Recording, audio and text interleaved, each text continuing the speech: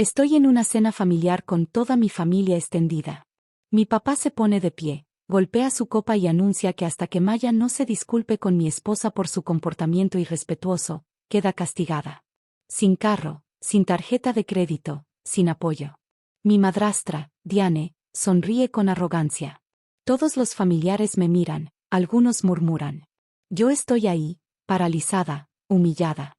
Él no tenía idea de que, en 48 horas, sería yo quien lo cortaría de mi vida. Me llamo Maya. Tengo 24 años. Perdí a mi mamá por cáncer cuando tenía 12. Mi papá se volvió a casar 2 años después, con Diane, 15 años menor que él. Diane siempre me resentía, me veía como competencia por la atención de mi papá, y por su dinero. Creciendo, yo era tranquila, destrozada por el duelo. Solo intentaba mantener la paz. Mi papá antes era cariñoso, pero después de casarse otra vez, se volvió distante, controlado por Diane. Fui a la universidad y pagué parte con un pequeño fideicomiso que dejó mi mamá. El resto, con préstamos.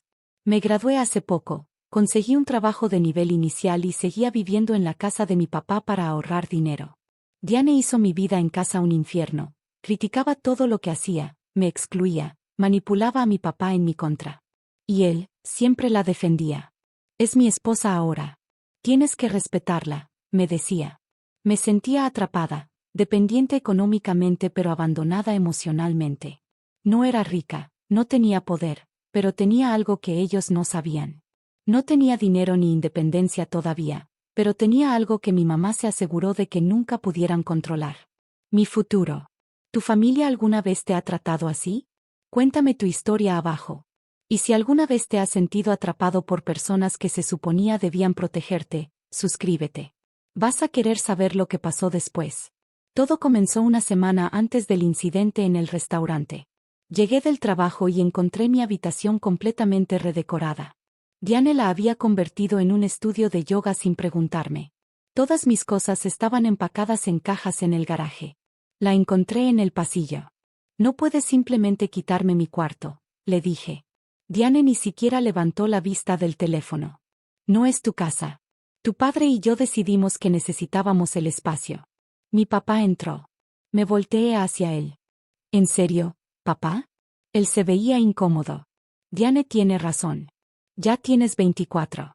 Tal vez es momento de que encuentres tu propio lugar. Me quedé helada. Estoy ahorrando dinero.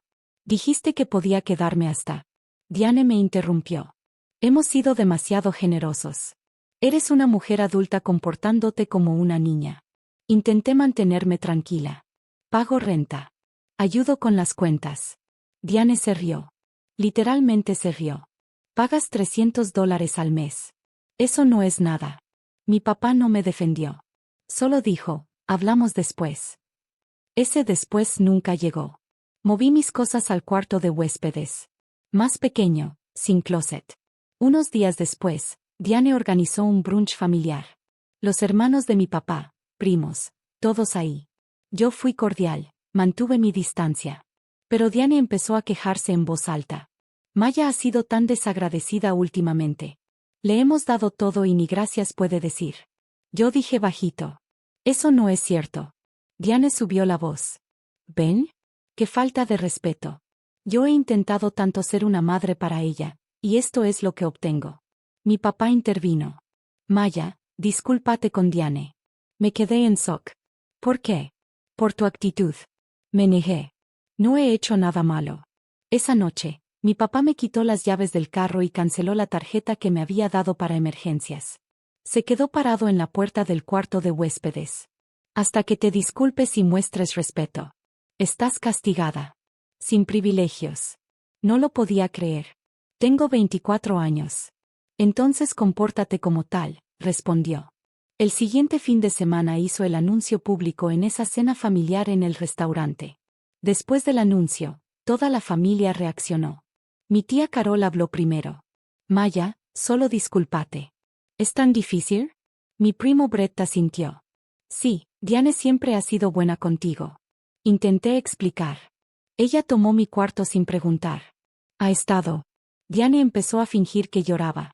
He intentado tanto, solo quería que fuéramos una familia. Mi papá la abrazó. ¿Ves lo que digo? No puede hacerse responsable de nada. Sentí todas las miradas sobre mí, juzgándome. Mi tío Rick negó con la cabeza. Tu mamá estaría tan decepcionada. Esa frase quebró algo dentro de mí. Pero no lloré frente a ellos.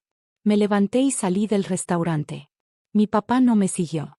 Al día siguiente descubrí que mi papá me había sacado del plan familiar de celular. Mi teléfono estaba desconectado.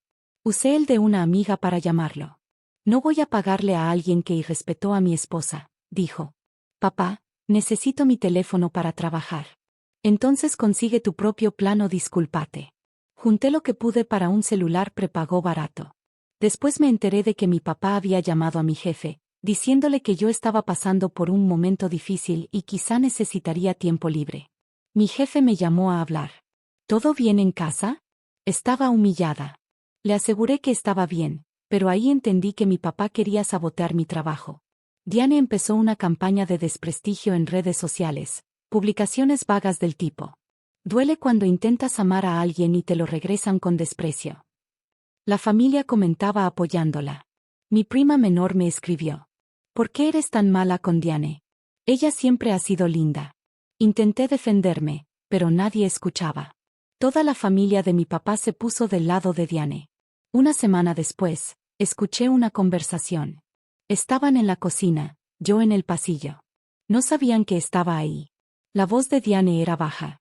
Cuando se disculpe, la haremos firmar los papeles. Mi papá. ¿Estás segura de que funcionará? Está desesperada. Hará lo que sea por volver a caer en tus buenos términos. Me di cuenta de que planeaban algo legal. Sospeché que querían acceso al pequeño fideicomiso que dejó mi mamá, unos $30,000 para emergencias. Esa noche empecé a investigar silenciosamente. Encontré los documentos del fideicomiso entre mis archivos, y descubrí una cláusula que nunca había visto. Esto es lo que ellos no sabían. Mi mamá dejó más que ese pequeño fideicomiso. Cuando yo tenía 12 años, ella creó un segundo fideicomiso mucho más grande, a través del patrimonio de su familia. Mis abuelos maternos eran ricos pero discretos. Ese fideicomiso estaba diseñado para liberarse cuando yo cumpliera 25, o bajo ciertas condiciones. Graduación. Independencia financiera. O prueba de mala conducta parental. Mi mamá nunca le dijo a mi papá la cantidad real, solo mencionó el pequeño fondo de $30,000. La verdadera herencia, casi $50 millones en inversiones, propiedades y activos, él jamás lo supo. Ni yo conocía todos los detalles. No hasta hace poco. Hace 2 meses, un abogado se puso en contacto conmigo, el señor Carver, el abogado del patrimonio de mi mamá. Me dijo que el fideicomiso estaba casi listo para liberarse. Solo necesitaba firmar unos documentos y cumplir unas condiciones. Una de esas condiciones: demostrar que era financieramente independiente o que mi padre era incapaz como tutor financiero. Había estado trabajando en silencio con el señor Carver, documentando el comportamiento de mi papá y de Diane. Lo que ellos no sabían era que no tenían ningún acceso legal a la verdadera herencia. El pequeño fideicomiso de $30,000 era lo único que podían ver, y estaban intentando manipularme para que se los entregara. Lo que tampoco sabían era que mi mamá me había protegido años atrás. Y en 2 días, yo valdría más de lo que mi papá pudo soñar en su vida. Me reuní con el señor Carver en su oficina. Era un hombre de unos 60 años, ojos amables, paciente. Revisó los documentos. Tu madre fue muy clara. Quería asegurarse de que estuvieras protegida. Me puse emocional. No sabía que había dejado tanto, dije. Ella lo mantuvo en secreto. No confiaba en las intenciones de tu padre después de que ella faltara, explicó él. El fideicomiso se activaba en mi cumpleaños 25, en 2 días. Y además, el comportamiento reciente de mi padre, abuso financiero, coerción, calificaba para que se activara antes. Pero decidí esperar. Quería que sucediera de manera natural. Mientras tanto, Diane aumentó la presión. Me llamó. La salud de tu padre no está bien. El estrés que le estás causando lo está empeorando. No respondí. Mi papá me envió un correo. Última oportunidad. Discúlpate antes de tu cumpleaños o quedas fuera de esta familia para siempre. Le respondí. Nos vemos en mi cumpleaños. No expliqué nada. El día antes de mi cumpleaños, Diane organizó una reunión familiar pequeña en la casa. No me invitó directamente, pero yo fui de todos modos. Técnicamente, todavía vivía ahí. Diane se veía molesta. No pensé que vendrías.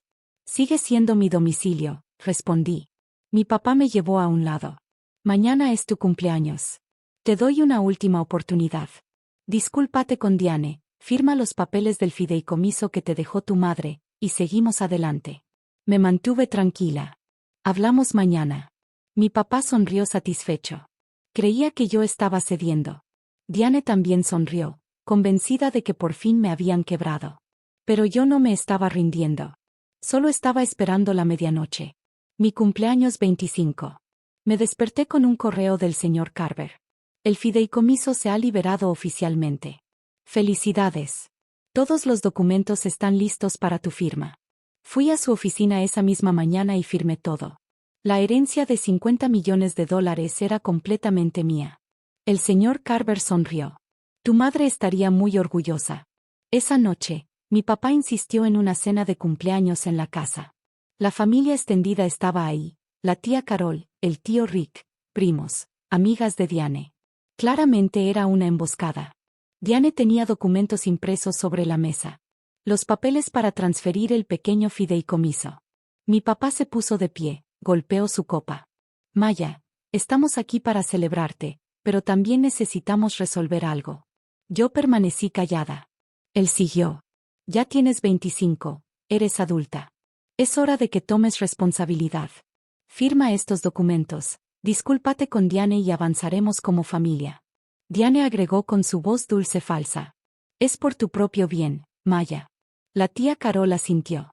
Solo hazlo, cariño. Me levanté, tranquila. No voy a firmar nada. La cara de mi papá se puso roja. Entonces te vas. Sin apoyo. Sin familia. Sonreí, saqué mi teléfono y les mostré el correo del señor Carver. Leí en voz alta.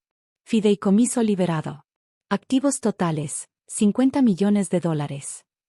El salón quedó completamente en silencio. La cara de Diane perdió todo el color. Mi papá tartamudeó. ¿Qué? Eso no. El fideicomiso era de 30.000. Ese es el que tú conocías, dije. Mamá creó un segundo fideicomiso. Tú nunca apareciste en él. No tienes acceso. Nunca lo tuviste. Diane, desesperada. Eso no puede ser. Ya está hecho. Firmé hoy en la mañana. Mi papá intentó recuperarse. Maya, espera. Hablemos de esto. ¿Ahora quieres hablar? ¿Ahora que sabes que no los necesito? La tía Carol intervino. Maya, tu padre te quiere. ¿Me quiere?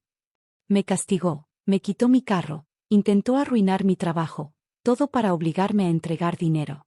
Miré directamente a Diane. Y tú, me quitaste mi cuarto, mentiste sobre mí, intentaste borrar a mi mamá. Solo quería ayudar, dijo Diane. Querías robarme, respondí. Tomé mi bolsa. Me voy esta noche. No me contacten. Mi papá, ahora desesperado. Maya, por favor. Soy tu padre. Me detuve en la puerta. Dejaste de ser mi padre el día que la elegiste a ella por encima de mí. Me fui. Nadie me siguió. Esa semana me mudé a un departamento amueblado. Pagué un año por adelantado, en efectivo. Me compré un carro. Bloqueé a mi papá y a Diane de todo. Mi papá intentó contactarme a través de familiares. La tía Carol me llamó. Está arrepentido. Quiere arreglar las cosas. Entonces que lo diga él mismo, por escrito, con una disculpa real. Nunca lo hizo. Diane trató de contactarme mediante un abogado, alegando que le correspondía algo. El señor Carver lo manejó y lo detuvo de inmediato. Un mes después, recibí una carta de mi papá. No era una disculpa. Solo excusas y lástima por sí mismo. No respondí. Me reencontré con mis abuelos maternos, los padres de mi mamá. Ellos financiaron el fideicomiso. Me recibieron con los brazos abiertos. Me contaron historias de mi mamá que nunca había escuchado. Empecé a usar el dinero sabiamente, invertir, donar a investigación del cáncer en nombre de mi mamá, construir mi vida. Durante años pensé que necesitaba su aprobación, su amor, su apoyo. Pero mi mamá me dejó algo mejor. Libertad. Y cuando finalmente me fui, no sentí miedo. Sentí paz. Entendí algo importante. Nunca necesité su aprobación. Solo necesitaba confiar en lo que mi mamá me dejó. Y eso no era solo dinero. Era fuerza. Si alguna vez has tenido que enfrentarte a una traición familiar, suscríbete y cuéntame tu historia. Leo cada comentario. ¿Desde dónde me ves? Escríbelo abajo. Y si alguna vez te han controlado o manipulado personas que se suponía debían amarte, comparte tu historia aquí. No estás solo. Gracias por estar aquí. Nos vemos en el próximo.